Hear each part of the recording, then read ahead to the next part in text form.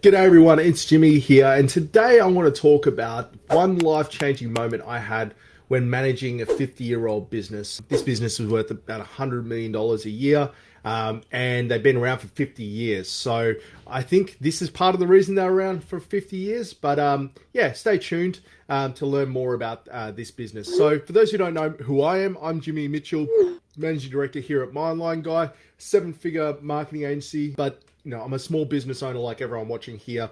I have my ups and downs, paying bills, overheads, things like that. And I just talk about my experiences with that. And the main reason I make videos is I just am sick of seeing people getting ripped off in marketing, especially small business owners. And I figure that if I produce content that helps businesses from stop that from happening, and it gets out there, then that's a good thing, right? So if you guys enjoy this content, please like and share and subscribe because it helps it get spread out and it might help other business owners not get ripped off. So the one life-changing moment I had when managing this business, we all have one of these moments, working for something, things that fundamentally change your outlook on life, outlook on how you should do things, inflection points, right? We all have inflection points in our lives.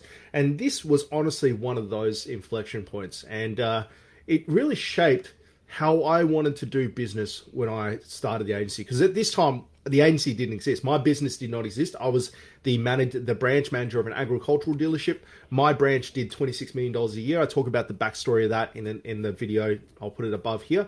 But I talk about the backstory of that. But yeah, I was the branch manager of an agricultural dealership that had been around for 50 years. And the owners, there was three brothers that owned this business, and I was really close to one of them. He came up to my branch a lot, and he's one of my mentors. He may not know it, he may not admit it, but he was definitely one of my mentors. I shaped a lot of how I do business based off what I learned from this company I worked for. So Getting to the meat of the story, basically in agriculture, right, everything's built on relationships. So there's farmers out there that have been dealing with one dealership for 30 years, 40 years. And there's farmers out there that are not dealing with a dealership for 30, 40 years because of something that's happened. They're generational businesses. Your farm goes to its son, the farm then goes to the son's son. And, they might be an all green farm, all John Deere, all Case, all New Holland. And I remember once I heard a story. The reason this farm didn't have any Case IH equipment is because the radio didn't work in one of their machines and the dealership didn't want to fix it. So they never bought another machine off that dealership again. And it cost the dealership millions and millions of dollars, in different machines. They were all Case IH before that. They switched to John Deere. And the reason they switched is because of that. And now the son hates Case and he doesn't even really know why. But that's how farmers are, and you got to respect that. They stick to their morals, because a lot of the decisions they make are based off instinct. Like the John Deere's, New Holland's, Cases, they're all similar. They're not that much different. So they're making it based on relationships, service, things like that. So getting to the story. So the dealership I worked with during harvest, it's a pressure cooker, right? Farmers are trying to take their crops off before it starts raining or before the season ends. And as a dealership, we're trying to make sure that their machines are running. So if they break down, we rush mechanics out there to fix it. They work overnight. They'll do whatever it takes to get them going. It's what makes the industry so awesome. And what you do before harvest is you do a thing called a pre-season inspection and a pre-season repair. So the harvester will run all through harvest. They don't have time to stop the equipment. So what they do is they just push it to the max, and then they worry about the things that need to be fixed after harvest. So they just patch it up, keep it going, and then after harvest, mechanics go out from, say, our dealership, go out and they go and do a list up, the same way you do with a car, buy the parts, fix the parts. Now, I got a phone call midway through harvest. It's like 4 weeks into harvest, and a farmer calls me up and goes, "Oh, Jimmy, I think we've blown up our header, our harvester, our combine." And I was like, "Oh, okay." So anyway, got it towed in. So we sent a truck out there, got it brought in because it couldn't move. So we had to get it out of the paddock. Brought in. Mechanics did a look at it, said, "Oh, Jimmy, the machine's been dusted." Now, what dusting is effectively where someone leaves the air filter off the machine and dust gets into the engine and blows it up, basically. So the engine had blown up from the inside out caused by flammable material entering the airstream of the machine. Happens to cars, happens to everything. And the farmer was so sad about it. He was like, "Oh, Jimmy, I don't know how this happened. I don't know how this happened. If you guys could hire me a machine so I can keep going." So I was organizing logistics of this, thinking full well that he had caused that, right? And so like the farmers just wanted to keep going. So we were hiring a machine at $1,000 a day because a lot of wear and tear on our machines, pretty standard rate. And his insurance was going to cover it, right? It wasn't necessarily that it was going to cost him money. It was the fact that he needed to get his crop off before it started raining. So he wanted to just keep moving. So we got a machine ready really quick, got it out to him. Then one of the service manager of my branch came up to me and said, "Oh, Jimmy, look, I actually think this is something we did, not the farmer." And I was like, "Oh." So I'm a qualified tradie, qualified fitter. So I went up there and had a look, and he was explaining. He's like, "Oh, I think one of the apprentices didn't put the air filter back on properly when we did the repairs." I was like, "Oh my god."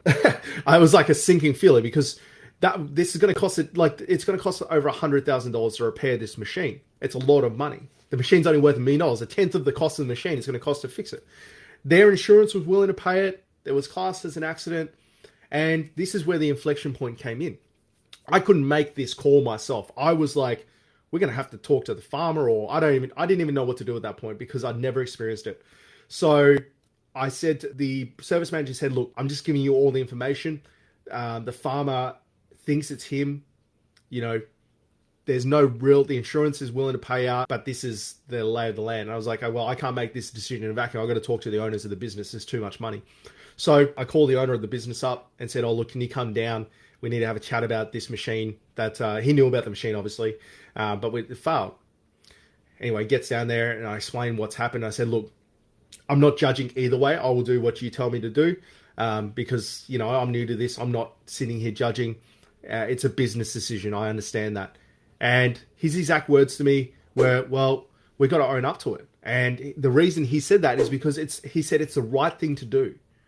And like I teared up when I heard that. I'm tearing up now thinking about it because it's like they could have gone the whole rest of their life without anyone knowing, except for the people inside the dealership, that this was actually our fault. But the amount of integrity this business had in regards to doing the right thing, even though it was going to cost, like he was consciously aware of how much it was going to cost. And even with our public liability insurance, which is what we had to claim it under, it cost the business about $12,000. Plus we had to give him the machine to hire. So that cost us another 25 grand. So it cost the business about $40,000 all up. And he's like, "It doesn't matter. It doesn't matter how much it costs. It's our fault. We need to admit to it." And I didn't know this at the time, but he was doing this not only because they're good people, but their dad taught him to do this. And it's because of that reason. It's like, you don't know where this stuff comes back to you. And you can lose someone for 30, 40 years as a business, you know, because as business owners, you know, especially young guys like myself, we look at this stuff in like 1 year, 2 years ahead. They're looking at this 50 years ahead. They're looking at this 30 years ahead and going, okay, well, firstly, it's the right thing to do, so we should do it. And secondly, what if they find out? What if they find out? They'll never deal with this again. Could you imagine if someone just wholesale lied to you and cost you $100,000? You would never deal with that person ever again. So I came my composure. He goes, "Oh, Jimmy, can you let him know that this is our fault and we're going to cover the cost of everything. Keep the header until it's fixed." So anyway, I called the farmer up, and the farmer, obviously harvest is a very stressful time anyway. So he was highly strung as it was. And he was stressing that he'd caused this issue and things like that. And he was going to have to pay for the rental out of pocket and stuff. And when I called him and said, "Look, you know, it looks like this was our fault. You know, we're going to cover the cost. You just keep harvesting, you keep doing it, and we'll get your machine out when we fix it." He burst into tears. He was that grateful. Notwithstanding the money. The money is irrelevant in this case. You could take $5 or $100,000. It's irrelevant of the actual cost of this stuff. It's the integrity that you carry into business that comes and rewards you, and especially with things like this. So he was so grateful, and he actually publicly started going around going, "Oh, like, we're never going to deal with anyone else ever again after this, because it made a huge difference to our business. You know, they didn't have to pay the bills. They didn't have to pay the bill of the harvester, and their son's now taken over the farm and will never deal with anyone else, because that stuff stays with people."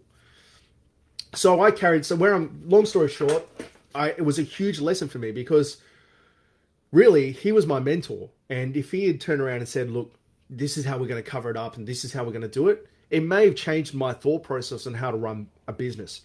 But we have a philosophy here now that comes purely from that if we stuff up, we stuffed up.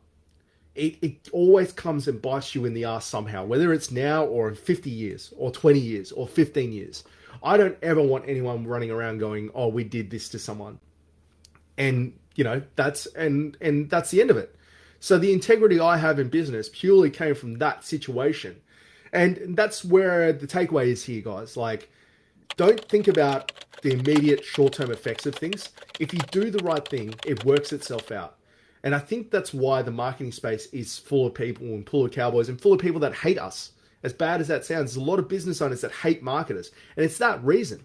People put a lot of trust into us to do the right thing by them.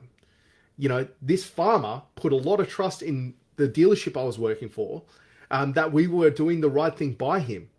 And you only prove that when the rubber meets the road. You don't prove that through your actions during the day. And, we have good service and we keep you moving and all that stuff. That's just expected of a business. Where the integrity comes from and where the true test of, you as a business owner and where your moral stance are and whether you're building a business for the short term or long term is where the rubber meets the road with this stuff.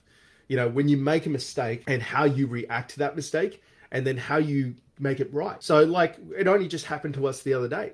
One of my team updated a website and it brought the website down.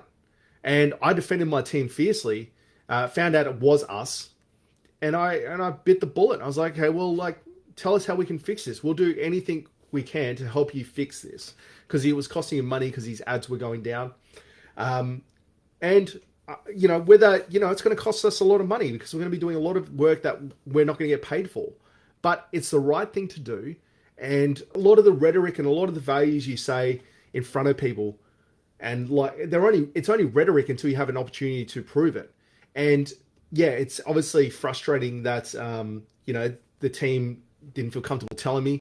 But at the end of the day, the client shouldn't suffer because of that. And the rubber meets the road. The test of your values come from when this stuff happens. So I can put my hand on my heart and go, we're doing the right thing for the client.